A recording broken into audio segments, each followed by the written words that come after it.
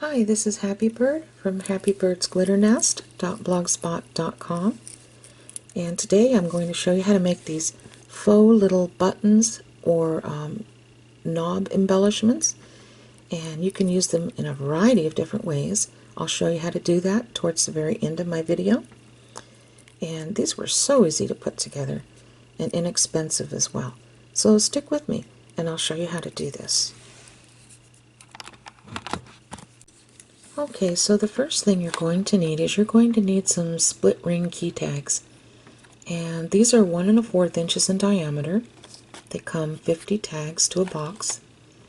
And I paid on Amazon $4 and something cents with free shipping.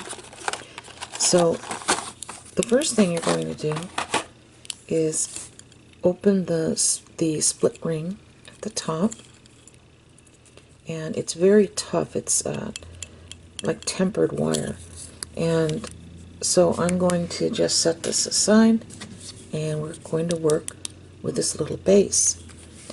Now I used scrapbooking paper that I found in my stash. I've had this in here for quite a while. Purchased this off eBay several years ago from a seller in China.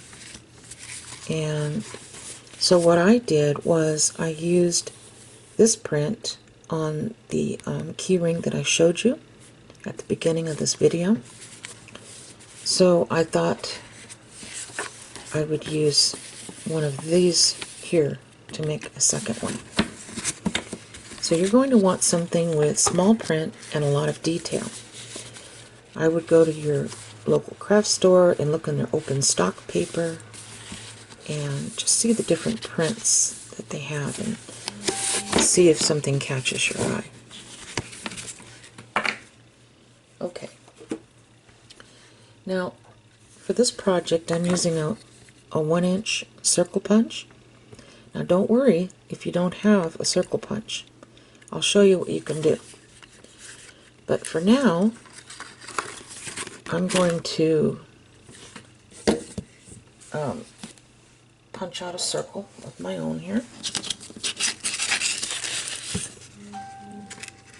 I want this flower right here in the middle.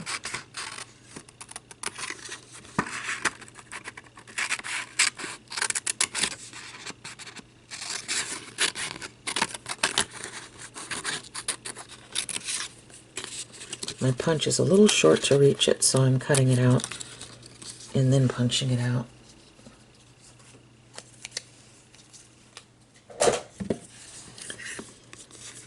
Okay, so I think right about here would look good.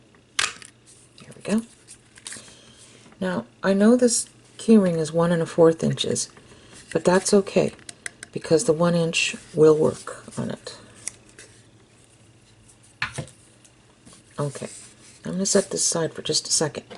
What you can do, if you don't have a punch, is you can take an X-Acto knife, and just be careful, and score right along the rim here. Okay, and so that part will be cut out, and I think I have a piece that I did that with. Yes, I did this with my X-Acto knife. Now you might be looking at it thinking, well, that's kind of crummy. It's not straight. It's got raggedy edges. Well, that's okay. That's fine. Because once you use this as your pattern on your scrapbook paper, and then you have your pattern, it doesn't matter if it's a little raggedy around the edges, because once you glue it on here, and once we put the chain around here, you're not going to see those edges anyway. So that's what I would do if you don't have a 1-inch punch. And I hope that was helpful. So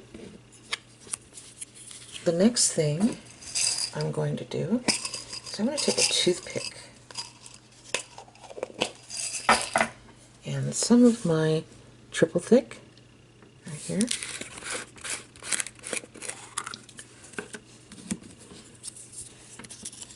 going to take a little of the triple thick, and we're going to put just enough on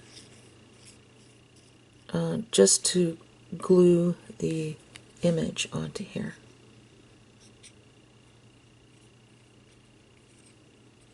And it does not have to be perfect. You don't have to put a ton on. Just make sure that it's covered, like so. And I'm not putting this on the rim here. I'm just putting this on the paper part. Okay. So with this little hole here, I want that to be on the bottom.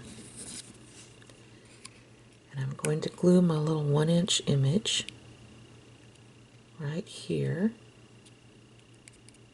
tapping it down. Okay. Now I'm going to allow this to thoroughly dry, and then we'll come back and we'll do the rest. Okay, as you can tell, our image has dried, so we're going to place some rhinestone chain around the edges. Now this is one of my favorite rhinestone chains that I buy from one of my favorite sellers, and it's very lightweight, it's nice and thin, and the gentleman charges anywhere between $1.67 a yard and $2.10 a yard. Sometimes it's free shipping, sometimes it's 99 cents shipping, so it just kind of depends on the mood he's in for that week. So this chain is 5 millimeters together with both rhinestones pushed together. They are 2.5 millimeters individually. And so I cut 26 links because I felt that that would work really well for this. So we're going to start by taking a toothpick and some E6000. I like to use the E6000 in the little bottles or tubes. And we're just going to take a little bit at a time like this and spread it right around the bare part where the image doesn't meet, as well as on that metal rim. And you're just going to take it a little at a time. You're not going to try to do it all at once. And I'm just going to lay this on here like that. Now once I have this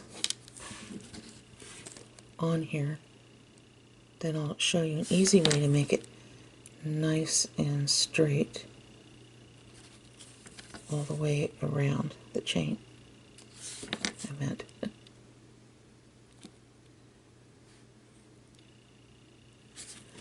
Now, you might be thinking, well, maybe I can use hot glue on this. You don't want to use hot glue. Even if you have a detail hot glue gun, you don't want to use hot glue, because you need that extra time to make adjustments to this chain. If you use hot glue, it's going to grab pretty much within seconds, and it won't give you the time you need to straighten the chain out. And I love using E6000 because it really gives a nice tight grip. Okay. So the 26 links that I cut has worked out pretty well. Now, what I like to do is I like to go in there with my fingernail and kind of move it out and then push with my index finger. And I like to do that all the way around, because then it makes a nice even circle.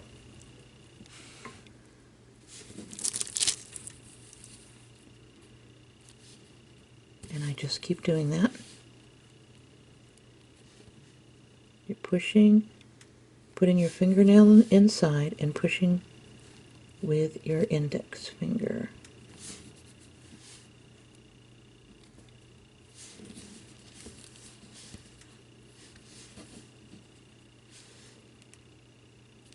Like so. You can just touch up the places that you feel need touching up. It's looking pretty good.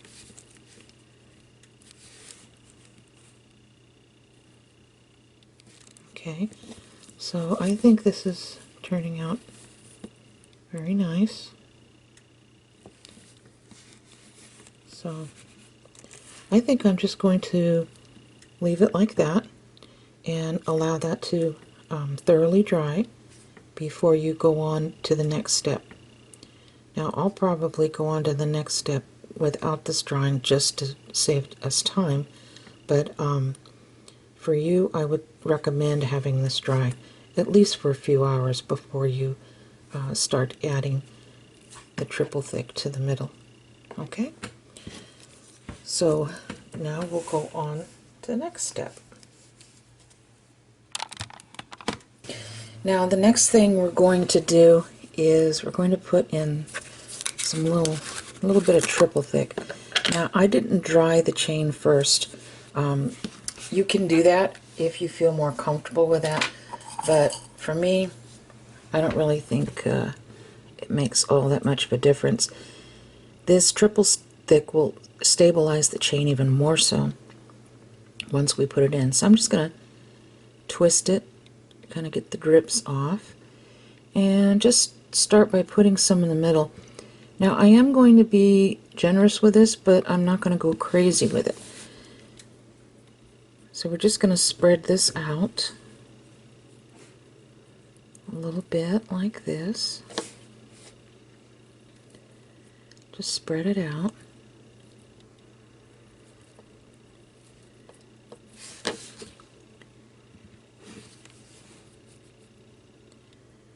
Just make sure you get the triple thick right up there against the chain.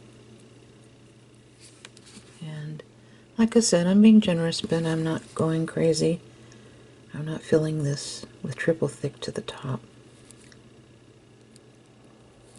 I want the image to show through. Okay, so that looks just about right, I think, for me. Now I'm going to take, this isn't required, but I'm going to take this Stampin' Up! Dazzling Diamonds. It's ultra fine glitter. And if you don't have this, you can use any other kind of ultra fine glitter with an iridescent glow to it. Recollections has one out in ultra fine at Michael's, and I believe it's called Glitz. So I'm just going to take the smallest pinch I can possibly take, and I'm going to hold it up high and just give it a very light dusting. Now as you can see, I just basically put just a few grains in there because I don't want so much that it's going to cover up the image. I want to enhance the image. And the next thing I'm going to put on is this clear 70 grit German glass glitter, and I will have the link to the seller who sells this on eBay, and the name of her shop is Sugar Camp Cottage. I'll put the link down below in the Show More drop down bar as well as on my blog. Her prices are extremely reasonable, and she doesn't just call this German glass glitter. She actually has it shipped from Germany by the pallet.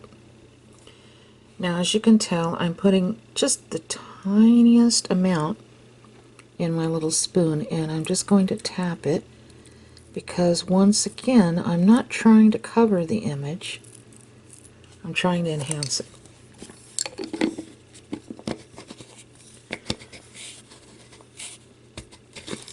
Okay, so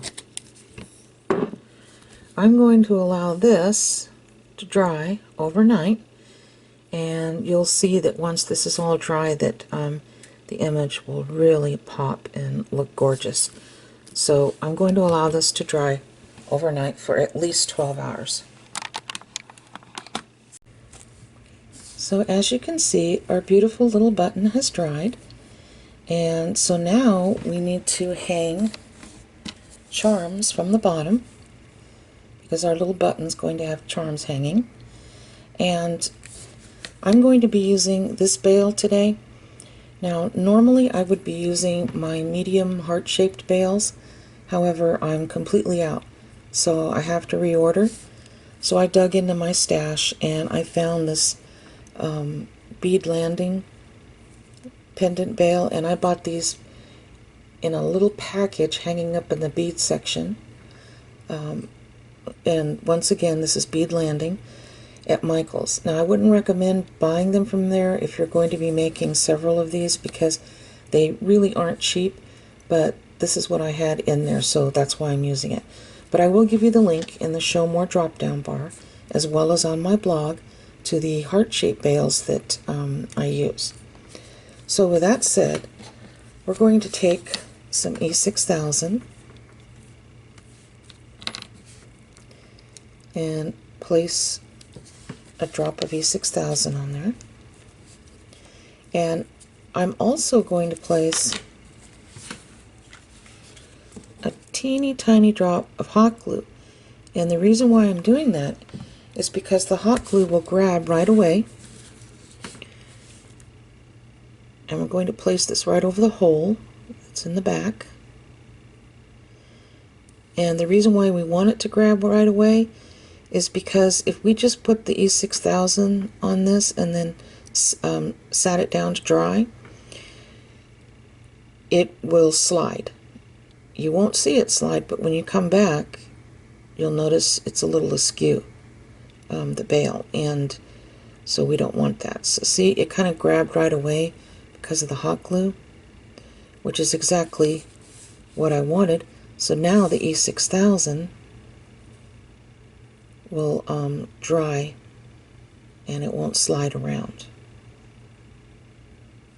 Okay, so I'm just going to leave it like that, or you can turn it upside down, it's up to you. Now what some people do is they'll take a little felt circle and hot glue this over the bail. Now this is this is just a small circle, but I'm not going to do that because if we're using this as a button embellishment, why bother? Because you're going to be placing either E6000 or hot glue on this in order to place your button embellishment on whatever you want. But if you're going to turn this into a necklace by placing another bail on the top, you can certainly do that. And you know, like I said, this circle, this felt circle that I bought by the package, it doesn't completely cover it to the edge. You would need to get a 1 1/4 inch one in order to do that. But I'm just giving you that idea. So I'm just going to allow this to dry, and then we'll come back and I'll show you how to add the sweet little bead charms at the bottom. And wouldn't these make lovely earrings too? I mean, dangle earrings. Okay, I will be back. Okay, so we're going to make some little bead dangles to put at the bottom of our little button embellishment. And so what I did was I just picked out 2 8mm beads. It could be any kind, but I picked out a rondelle and a pearl. And then I picked out 3 of the 6mm beads, and I just picked out all rondelles. And then I have the 6.0 E beads, like that. And I just kind of tried to get them in the same paint color, but just various shades. And then you're going to need a 6mm jump ring. And this is strong gauge. I just make my own now. And then you're going to need 3 1-inch head pins. And I picked up a whole bunch of these bright silver daisy spacers on eBay. And I paid pretty cheap for these too. This was a while back. But these are 4mm. So that's all you'll need for the bead tangles. And so I'm just going to pick up my first head pin. And I'm going to be stacking by just placing a little daisy spacer at the bottom, and then a pearl, and then another daisy spacer.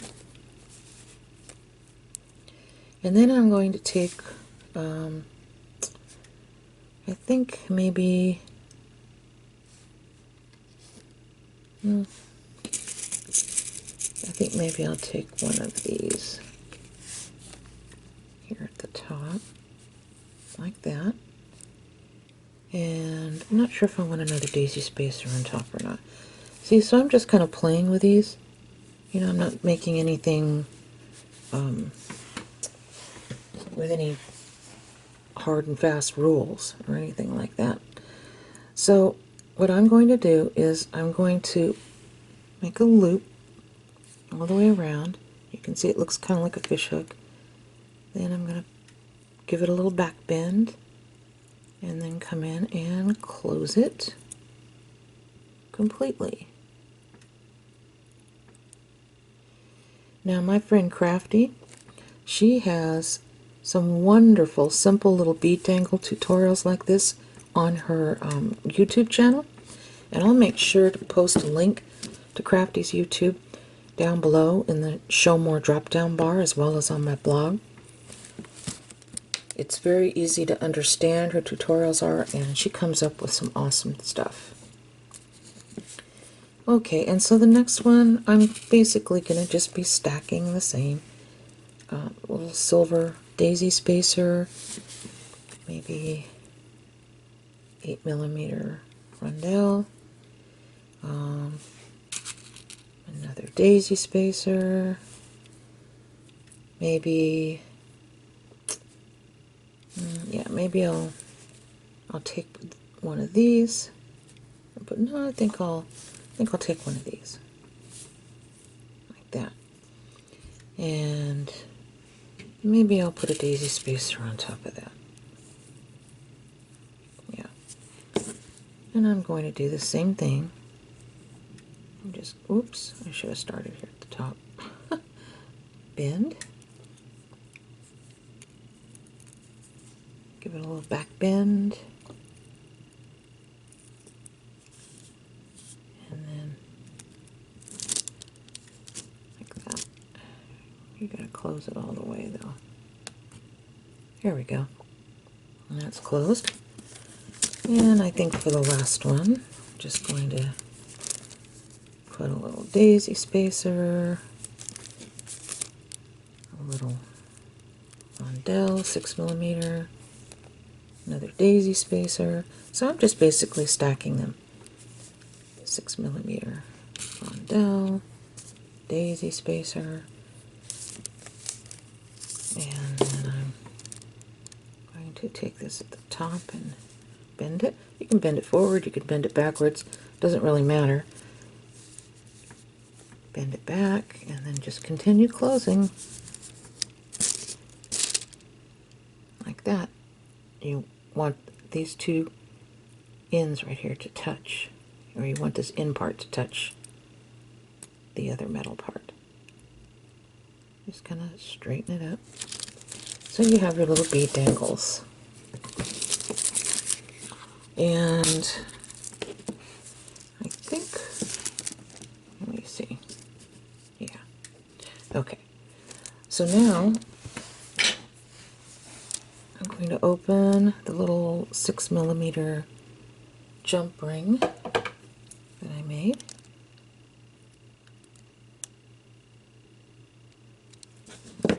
And I'm just going to slip these on. I'm going to put the pearl in the middle since it's the largest bead dangle.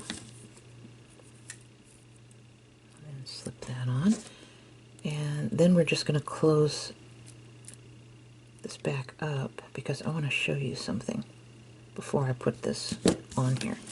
See these little bead dangles? I was thinking, wouldn't this look cute to do this? And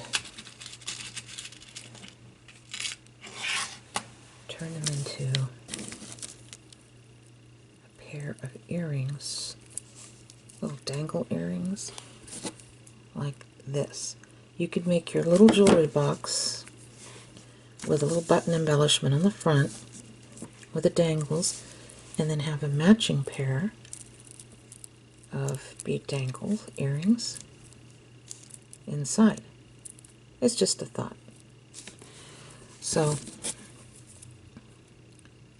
I'll take this off. I just wanted to show you that. And I will open this up again. Gotta find where I closed it. Yeah. And I'm just gonna slip it right on there. Like so. See? Isn't that cute? Now, like I said, there's no hard and fast rules. Just kind of play around with your beads and your daisy spacers. And I want to, oh yeah, something else I wanted to show you. I purchased this box a couple of years ago now at Dollar Tree. And I didn't do this on purpose, but look how beautiful this matches. And even with this one, look, it looks like it was made for this box. So what you can do is you can take some E6000 and put a little dot of hot glue on top of that so it will grab right away while the E6000 while it dries. But you can do something like this. Put this right in the front, and then when you take the lid off, you know, see it comes with it. Or you can use the kind with a hinged lid. But I just thought this would be a really pretty button embellishment for any mixed media type boxes, upcycled boxes, just all kinds of things. You can put these on your scrapbook projects. There's just a number of things you can use those for. And if you'd rather turn these into pendant necklaces, of course, you can always take another bail and put that right here at the top, just like we did this one. Of course, I would use a circle piece of felt if you did that to cover everything up afterwards. Just, you know, hot glue this onto the back. But, of course, it would have to be slightly larger than the one that I have, but that's just an idea. So I hope you really enjoyed this tutorial, and I hope you were able to glean some things out of this. And, you know, give this a try and let me know how they turn out. I'd love to see them. And my Facebook page is Happy Birds Glitter Nest. The link is in the drop-down bar as well. And I'll also include a link to my friend Elaine's Facebook page. She has the Crafty Syndicate, and it's a wonderful little group that I would love for you to check out. So, with that said, thank you so much for sticking with me. Sorry about that. I fumble my words sometimes. And God bless each and every one of you. Bye-bye.